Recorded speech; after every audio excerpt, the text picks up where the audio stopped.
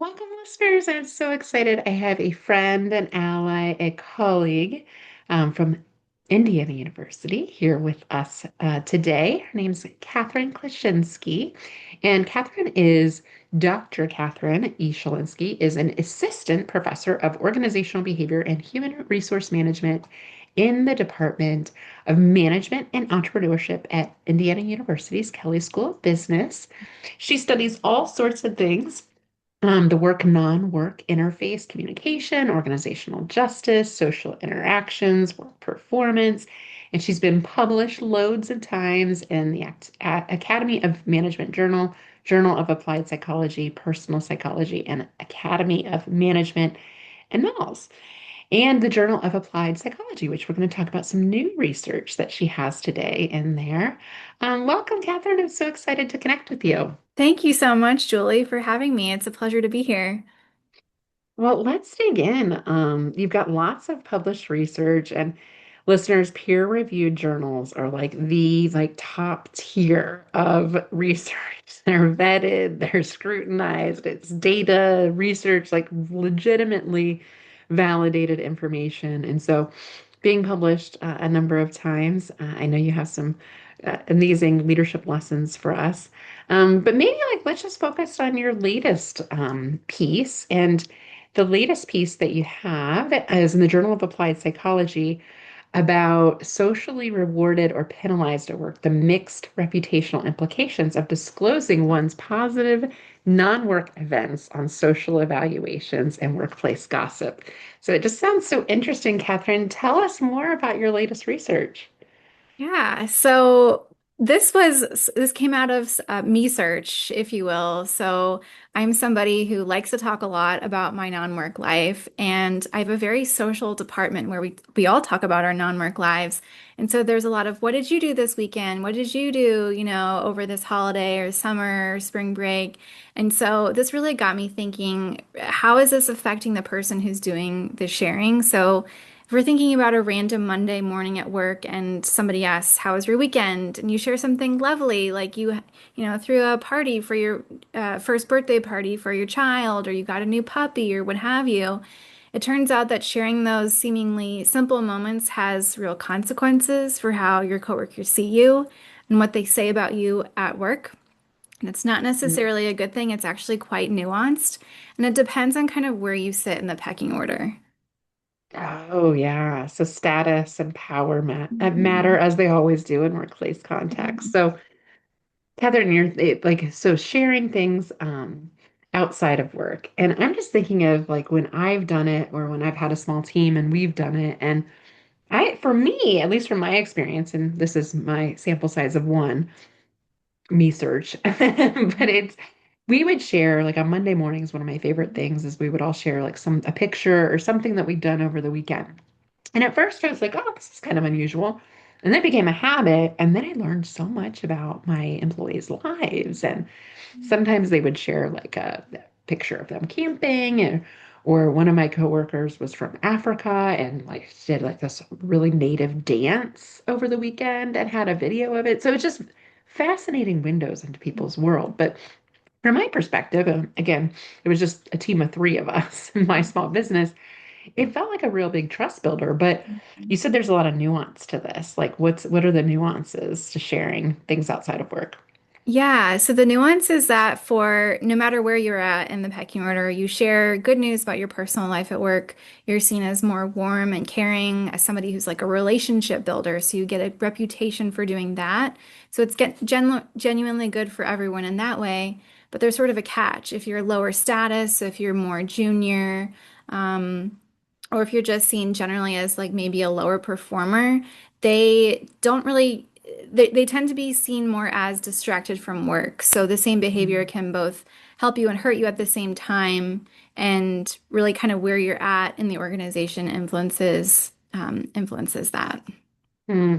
Yeah, so the more like front lines or junior you are, the more Hmm. you share things outside of work, maybe affects your reputation or your perception of your work ethic more Hmm. so. That's interesting.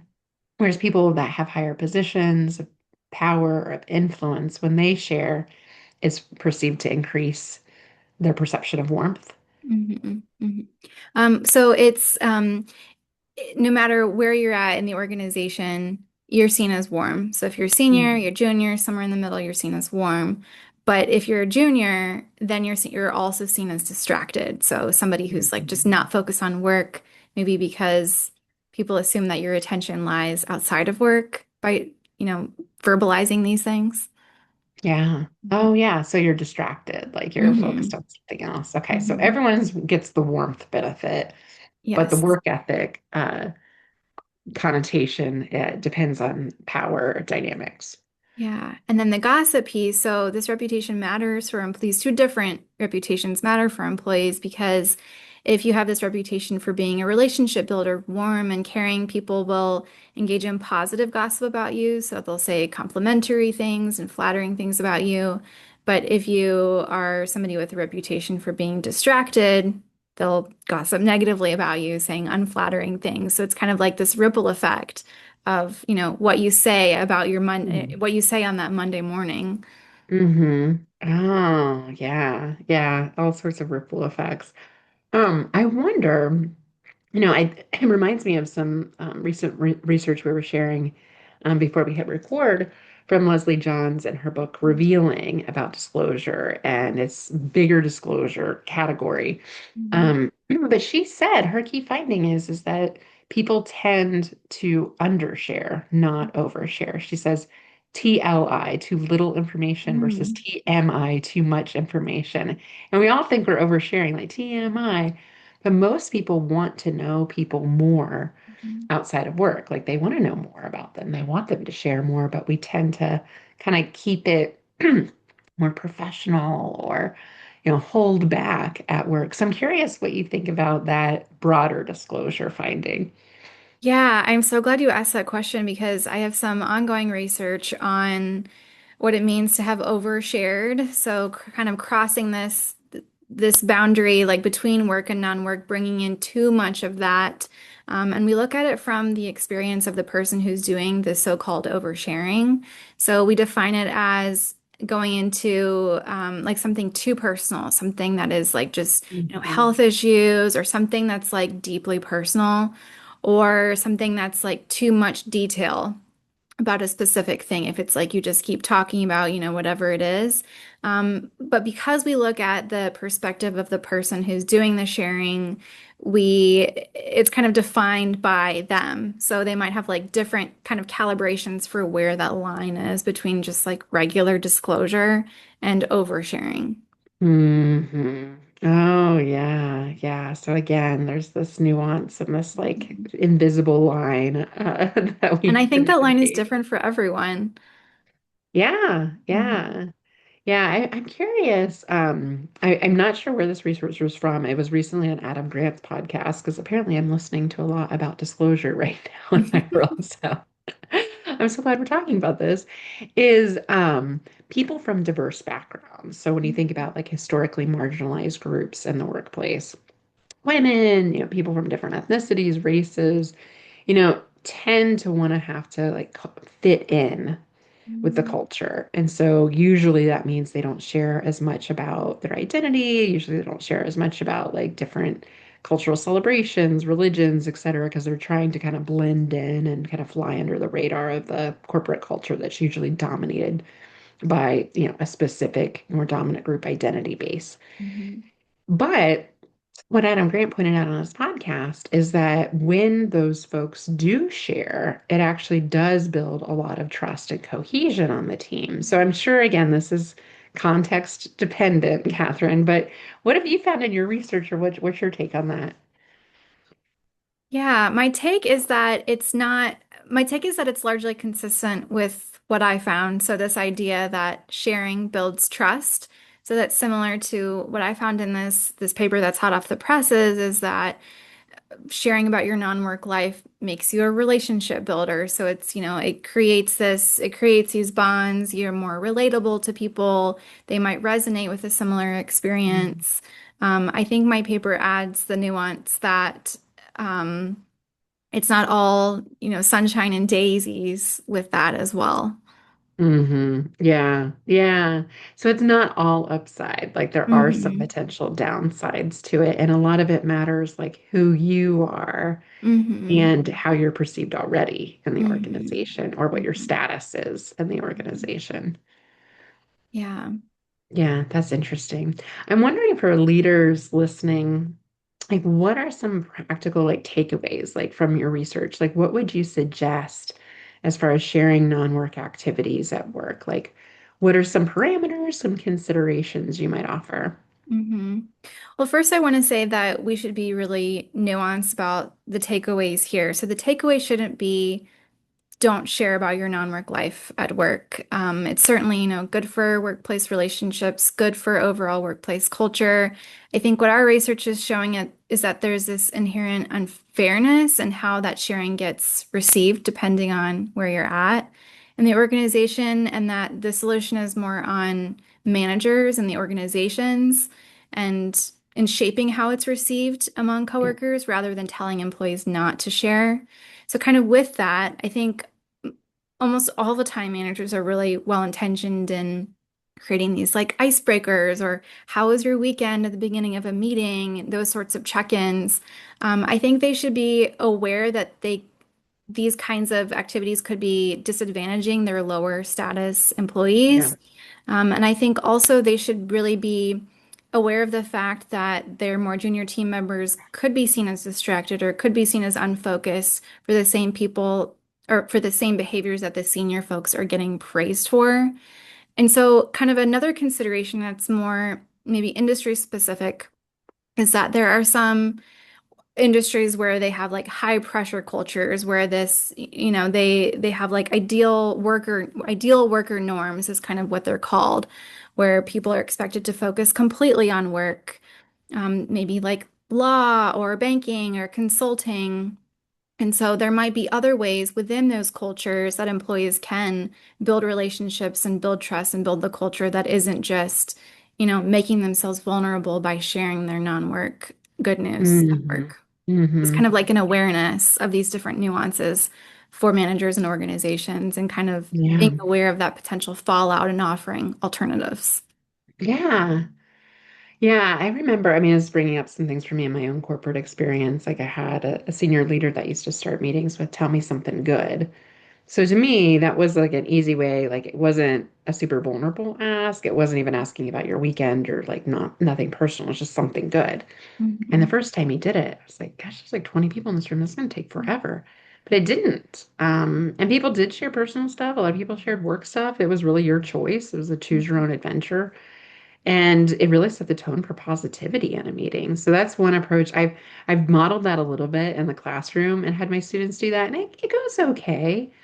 Catherine, I'm curious, some free teaching advice. Mhm. Yeah. We teach at this in the same department at Indiana University. So um I'm really struggling with this with my online classes, like how to build rapport and Mhm. connection. So I have different icebreakers that I use. So I've used to tell me something good. That went pretty well. Because like again, you can kind of like pick how vulnerable you want to be with that. Most people are Mhm. pretty surface level. And it's just in the chat. Some people come off mute and share. I try to pick like safe topics Mhm. that aren't going to polarize people. So I've done Mhm. like your favorite food that everyone else seems to not like. I've done your happy place. So just things like that. But I'm curious, like, how do you do like an effective icebreaker without asking people, like putting them in a position to be vulnerable and to be looked down, not down upon, but as your research shows that it could have some reputational harm. Hmm. Yeah, I've done this in a couple of ways. This is something that I'm always thinking about in my classroom as well. So one thing that I tend to do at the beginning of a team project that I have, so it's like the first meeting, kind of getting to know each other. I do what is probably a very silly activity. It's called high, low, hippo. So something positive that happened to them. So it's sharing some sort of good news, up to them what to share. Low, like a recent struggle or challenge that they've had. And again, it's up to them what they share. And then hippo, so something completely random about themselves or their experiences. Um, I've also used like a variant of that, like rose, thorn, bud, which is like similar sort of framework. But in terms of research-backed strategies for the classroom, I'm a really big fan of the reciprocity ring, which is an activity. It was developed out of the University of Michigan. It involves kind of bringing in these enormous post-its to class, and everybody gets one. And at the top, they write a request. So it could be something personal, something professional, as long as it's genuine to them, like it's real, that they want help from others on it. And so they write it at the top, and then we all go around and write like advice or offer to broker a connection, or just offer just emotional support, like you got this or something like that. So I recently did Mhm. that a couple weeks ago in my class when I think this was my first day stepping into the classroom, to teach basically team processes. So that's one if you have a little bit more time and need like a Mhm. structured sort of icebreaker. Ah, the reciprocity. What was it called? Reciprocity ring. Ring. Yes. Oh, Yeah, and okay. so That's people are really like cool. moving around. There's a lot of energy in the room. And movement. I think if you are in Hmm. physical spaces, getting people up and moving, we spend too much time tied to these devices. Like Hmm. getting, and in the classroom, I have noticed, and in the workplace too, like if you're all together, send people to corners of the room, like have people move around and Hmm. emphasis on play. Like if people can Yes. have like a shared experience when they're playing something, even if it is just like a silly, quick game or trivia Hmm. exercise or something to engage that way. So it doesn't, I think I default my icebreakers and activities to personal sharing. And in this Hmm. conversation, I've realized like you might be putting people in a tricky spot without even realizing it. Yeah. I think as long as it's the discretion is up to them, like they can choose not to share, or they can choose like the depth of it as well. Yeah. Hmm. Hmm. Well, yesterday I had a class on, we were teaching change management in the full-time MBA program, and I have everyone write down. So my strategy has been using journaling. And then, again, this is in the Mm. classroom. So with corporate folks, I know you're not going to have those prescribed environments, but I had them write down like a personal or professional change that has happened, past, present, current. It just, put down a change that happened and how you felt. Mhm. And then I was like, don't have to worry about sharing it with anybody if you don't want to. If anyone wants to, and a few people did, and it was a lot of people moving. Like moving was a big one that showed up. Oh. So then at the end, I had them like pull up their pad again, and I said, now knowing like this, we talked about a lot of change management strategies and like how to work through change and like why why is important and the benefits are important and over communication, all those things. And at the end, I had them reflect on like, what would you have done differently in this change situation based on what you know now from class and write it down.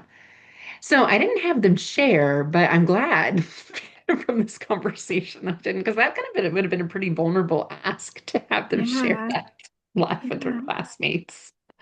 Yeah, totally. But what you're saying about like play, like making it playful, I think is Hmm. really important.